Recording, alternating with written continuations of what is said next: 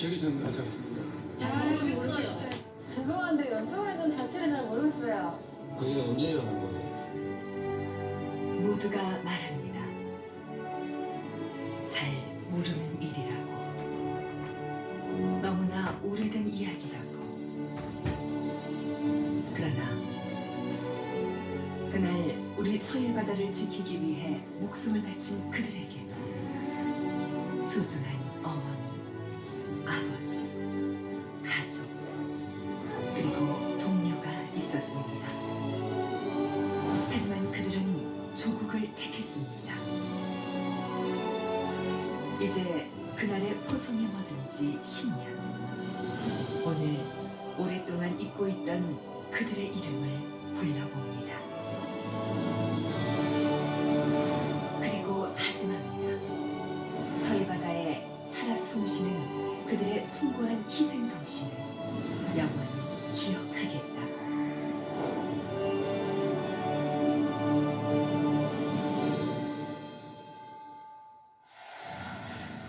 2002년 6월 29일 모두의 관심이 월드컵에 집중되었던 바로 그날 북한 경비정 2대가 오전 9시 45분 서해 북방 한계선을 넘어 우리의 해역을 침범했습니다.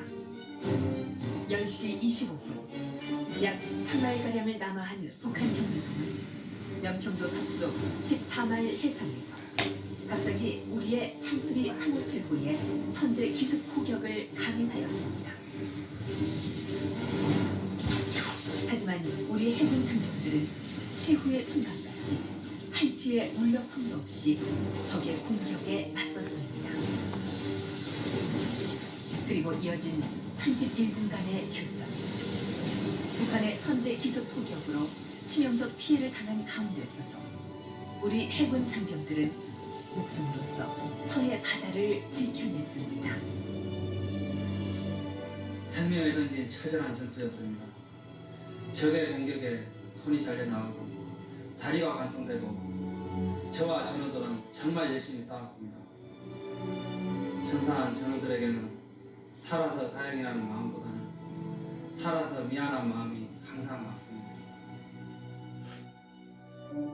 그러나 월드컵의 뜨거운 열기와 우리의 무관심 속에서 우리 해군 장병 6명의 목숨을 앗아간 당시 교전은 우리의 기억 속에서 점차 잊혀졌고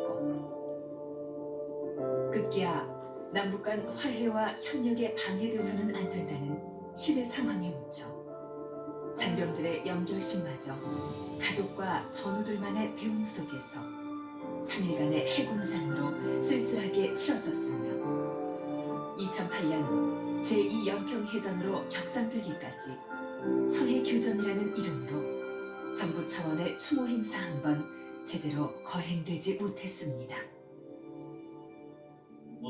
그런 가운데 제2연평해전은 우리 어선들이 NLL 북방 한계선을 침범했기 때문에 우발적으로 발생했다는 일부 언론의 보도까지 더해지면서 사건의 진실은 철저히 왜곡되고야 말았습니다.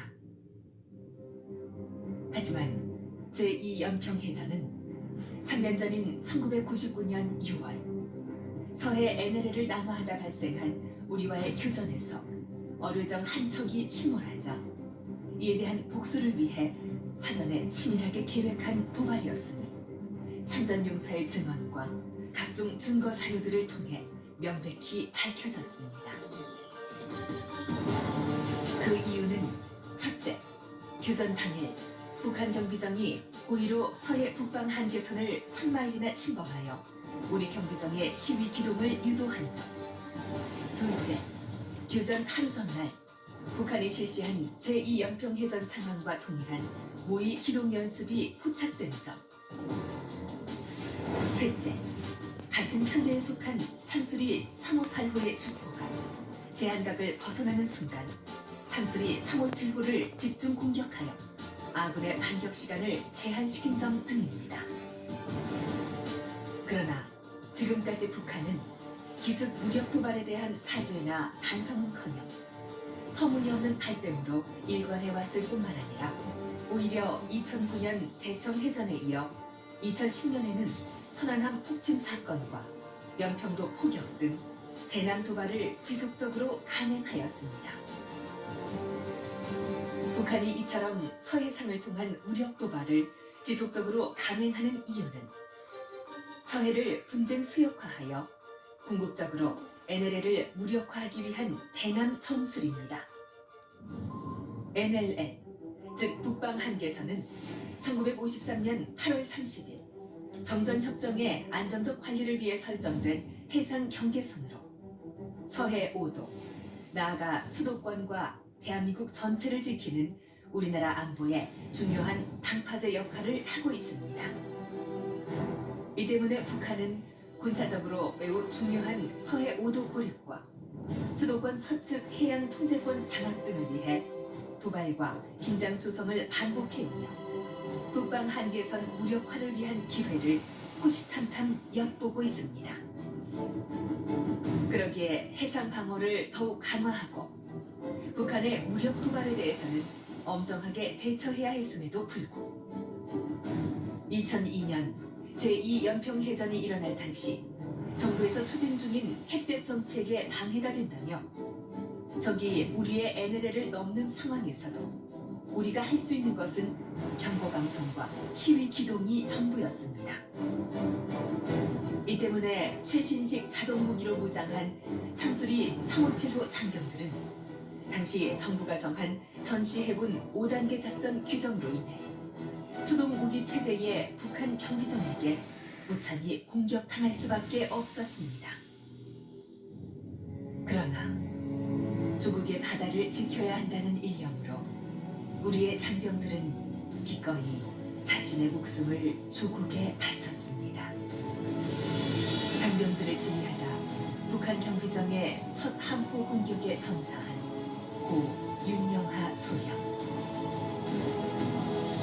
전사하는 순간까지도 방아쇠를 놓지 않았던 고 조천형 중사. 적의 집중 공격에도 한치의 물러섬 없이 발칸포로 응사했던 고 황도현 중사.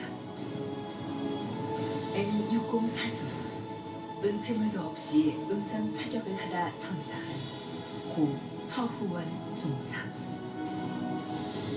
실종자 발견 당시 끝까지 방향타를 잡고 있었던 주타장 고 한상국 중사.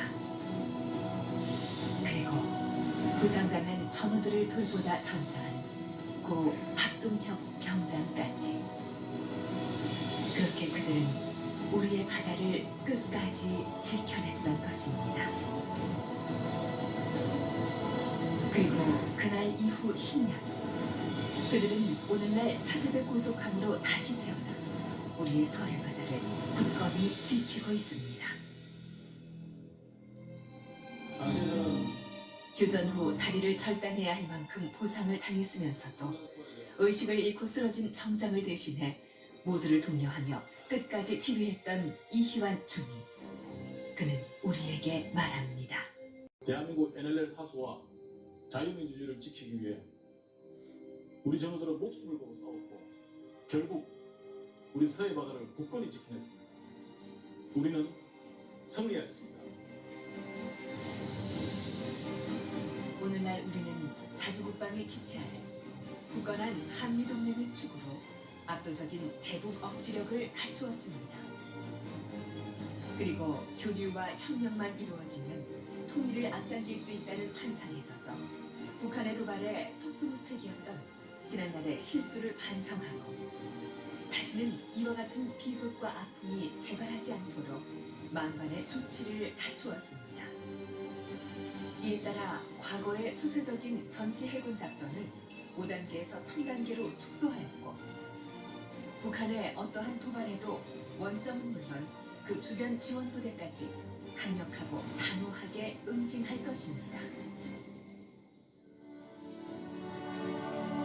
제2연평해전의 포성이 멎은 지 10년이 지난 오늘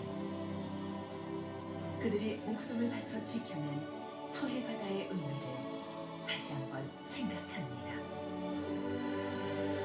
그리고 다짐합니다. 우리 국민 모두가 굳건한 안보 의식으로 하나가 되어 우리 조국 대한민국을 반드시 지켜내겠다는